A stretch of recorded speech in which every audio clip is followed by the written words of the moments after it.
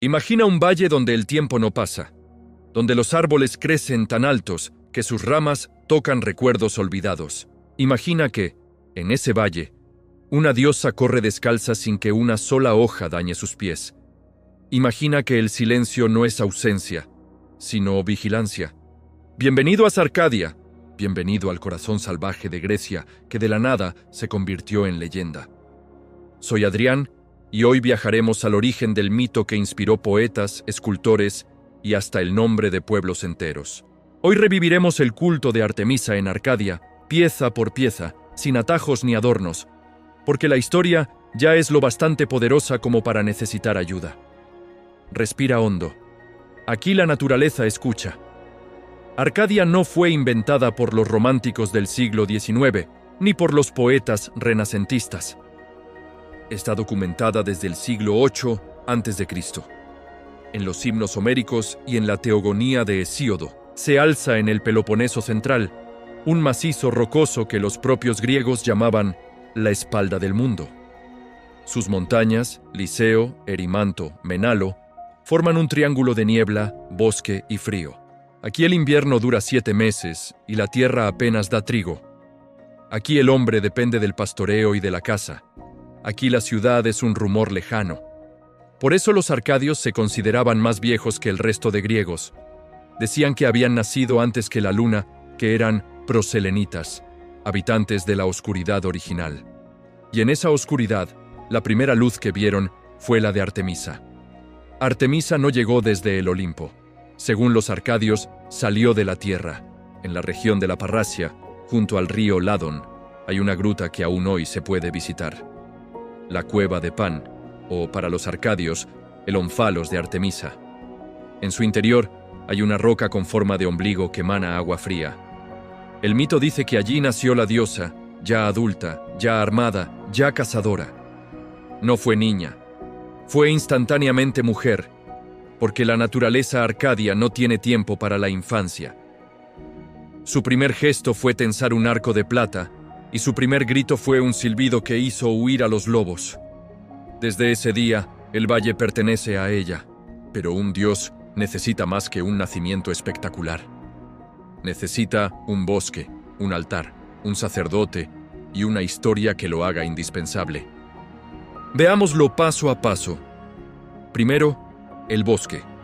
El monte Liceo alberga el bosque sagrado de Artemisa Licea. Los árboles son robles centenarios cuyas hojas nunca se secan del todo. Entre sus raíces crecen cicuta y adormidera, plantas que inducen el sueño y el trance. Nadie podía cortar un árbol sin permiso de la diosa. Si alguien lo hacía, la pena era la muerte y, lo más importante, la muerte no era rápida. El culpable era atado al tronco y expuesto a los animales nocturnos. Los arcadios creían que el alma del talador pasaba a habitar el árbol que había herido, condenada a sentir cada hoja caída como si fuera piel desgarrada. De ahí nace la expresión árbol vengativo, aún usada en pueblos del Peloponeso. Segundo, el altar. En la cima del Liceo hay un montículo de piedras negras sin inscripción. Es el altar de Artemisa Licea, el lugar más antiguo de culto conocido en Arcadia. No hay templo, la diosa prefiere el aire libre. Cada año, durante la fiesta de la Licea, los jóvenes arcadios subían con antorchas de resina de pino. Allí sacrificaban un ciervo macho, el animal más veloz del bosque, y quemaban sus huesos enteros para que el humo llegara a la diosa. Pero el sacrificio no era lo crucial. Lo crucial era lo que ocurría después. Los sacerdotes repartían la carne cruda entre los muchachos y estos debían comerla sin que les cayera una sola gota de sangre al suelo. Si alguien manchaba la tierra, se iniciaba una persecución nocturna. El joven era el ciervo y sus compañeros, los perros de Artemisa. La persecución terminaba cuando el perseguido desaparecía. Nunca se encontraba el cuerpo. Los ancianos decían que la diosa lo había aceptado como sustituto del ciervo. Era un sacrificio velado, una muerte sin nombre, porque nombrarla sería romper el pacto. Tercero, el sacerdote.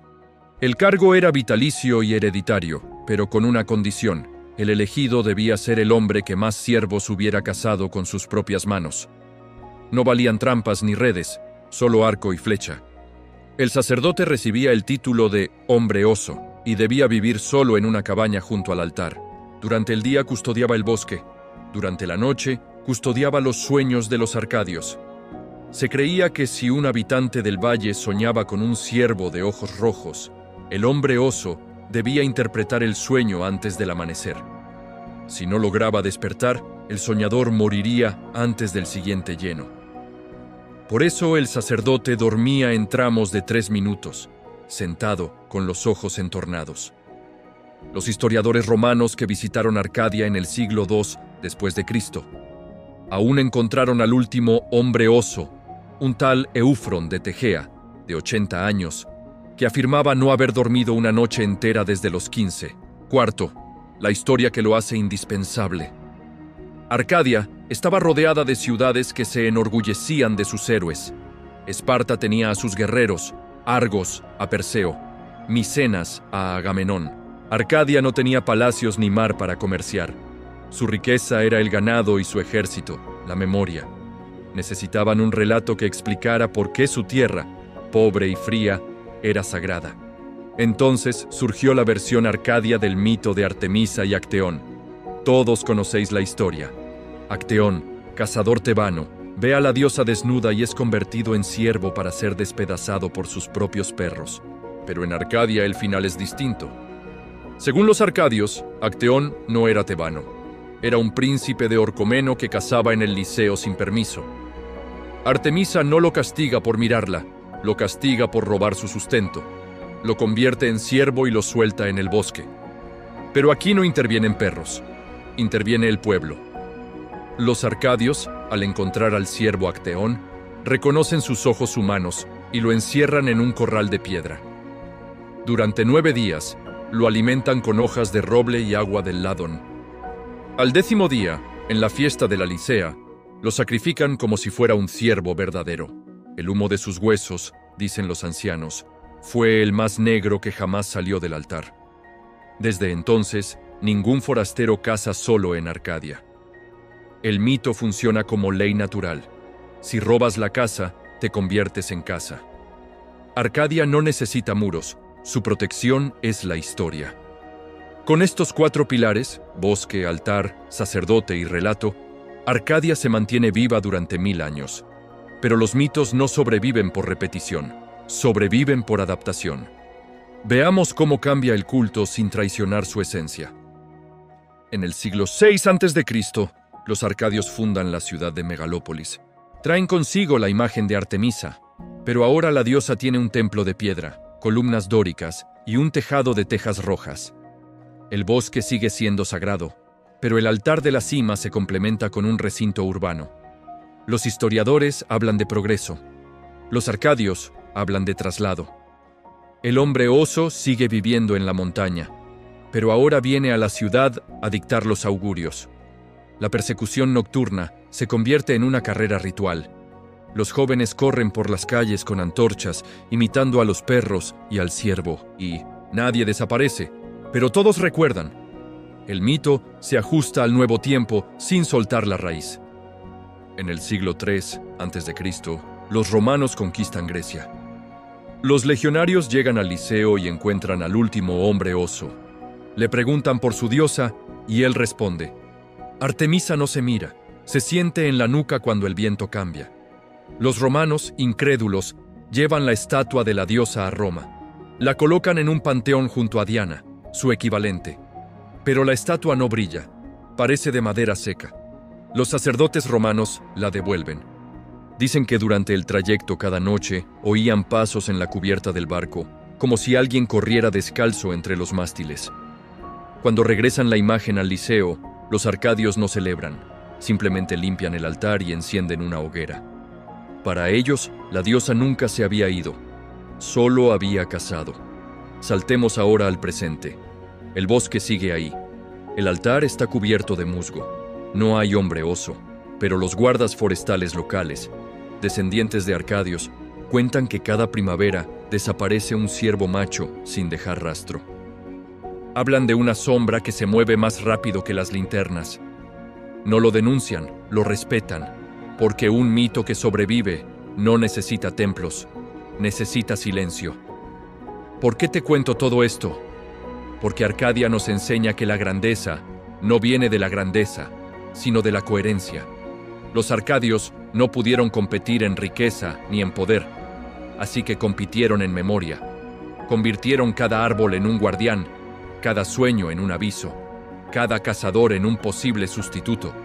Crearon un sistema donde la naturaleza y la comunidad eran la misma cosa, y lo lograron. 2500 años después, seguimos, pronunciando su nombre como sinónimo de paraíso, de pureza, de lugar que no necesita explicación. Antes de irte, quiero que cierres los ojos un segundo.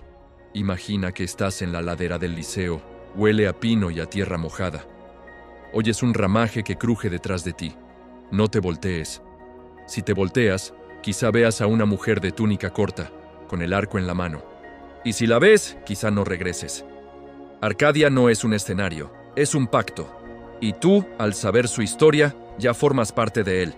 Si este viaje te ha hecho sentir el frío de la montaña entre los huesos, deja tu huella aquí abajo.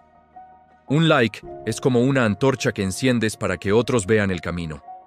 Una suscripción es como abrir la puerta del bosque cada vez que subo un nuevo relato. Y un comentario, un comentario es como el cuerno de un ciervo. Sirve para decir, estoy aquí, escucho el silencio. Hasta la próxima leyenda. Yo me quedo un rato más porque el viento acaba de cambiar y creo que alguien corre entre los árboles.